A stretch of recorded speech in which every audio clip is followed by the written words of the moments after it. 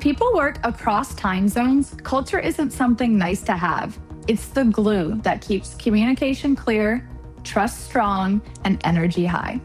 You can hire brilliant people, pay them well, and still lose them because they never feel connected. I'm Ryland, Client Enablement Manager here at X-Team. I work with companies around the world, helping them build remote teams that don't just perform, they belong. And I've seen what happens when culture fit is treated as an afterthought.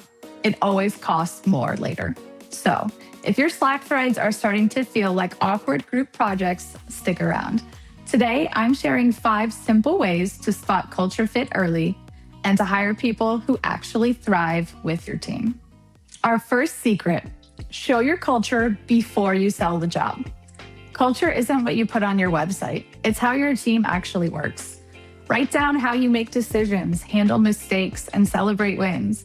Share that openly so candidates know exactly what kind of environment they're joining.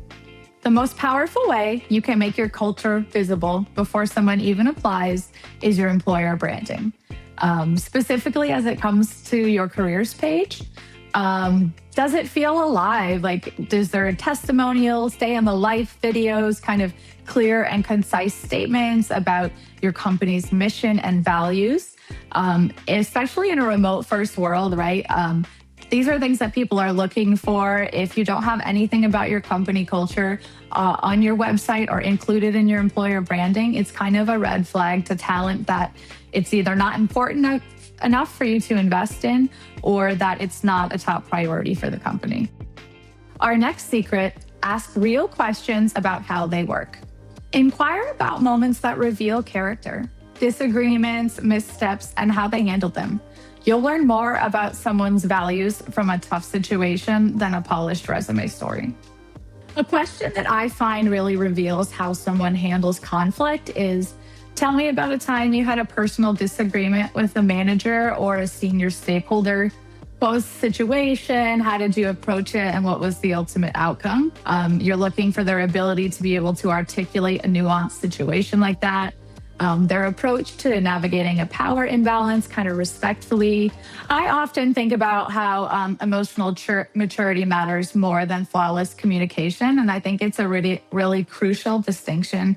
I think of it this way, right? The communication skills are the how. Those things can be taught, coached, kind of refined over time. But the emotional maturity is really like the why and the when, right? It's the underlying competency that kind of dictates how a person is going to react under pressure, how they're going to receive feedback, how they're going to navigate friction. Give a real test, not a trick. Forget the brain teasers. Give candidates a small paid project that mirrors the real work. Then pay attention to how they communicate, not just what they deliver. The best teammates make the process smoother for everyone. I look for 3 main kind of green flags that signal a candidate's readiness for remote work. The first one is proactive communication. Do they ask you thoughtful questions before they're even diving into the project? In a remote world, right, you can't just lean over somebody's desk and ask them. So the ability to anticipate the ambiguity and get that clarity up front is a really great indicator of success. Also scope and vision, right? A good candidate is going to solve the problem that you gave them, but a great candidate is going to solve it and then explain what the next level would be. Really showing you that they're more of a strategic thinker, not just a task taker.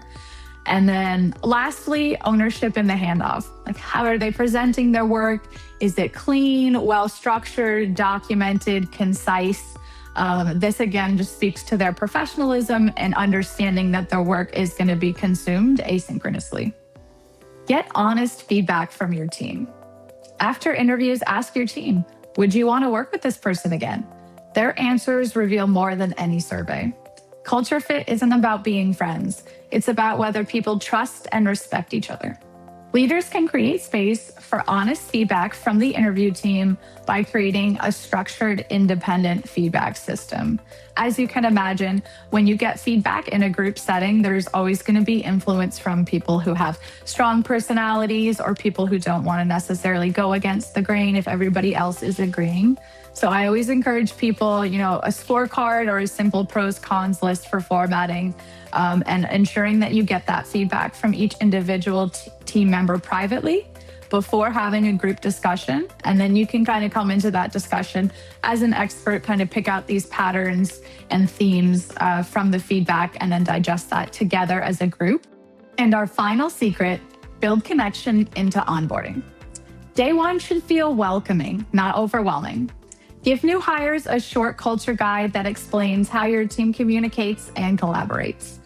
Pair them with someone who can support them with team culture and help them settle in fast. A small gesture that helps people feel included in onboarding fast is always a nice public welcome announcement.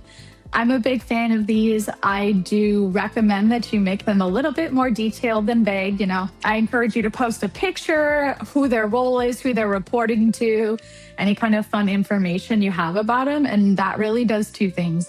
It gives the entire company visibility into that person and a reason to engage with them. Leaders can reinforce culture by shifting from teaching the culture to living it visibly. Again, that public recognition, right? If you're recognizing and celebrating team members who are doing a good job and who exemplify the company's core values, that's kind of showing and reiterating to everyone what behaviors are really prioritized in the company. Spotting culture fit isn't luck, it's intention. When you show who you are early, ask better questions, and make connection part of the process, you end up with people who love the work and the way you work. At X Team, we help companies build high-performing engineering teams that thrive anywhere in the world. Check out the link in the description to learn how we connect you with developers who fit your culture from the start. Now, I want to hear from you. What's one thing you've learned that helps you spot the right culture fit in your own hires? Drop it in the comments. Let's share what's working. And don't forget to subscribe for more insights from X Team on building stronger, more connected remote teams. And together, let's keep moving forward.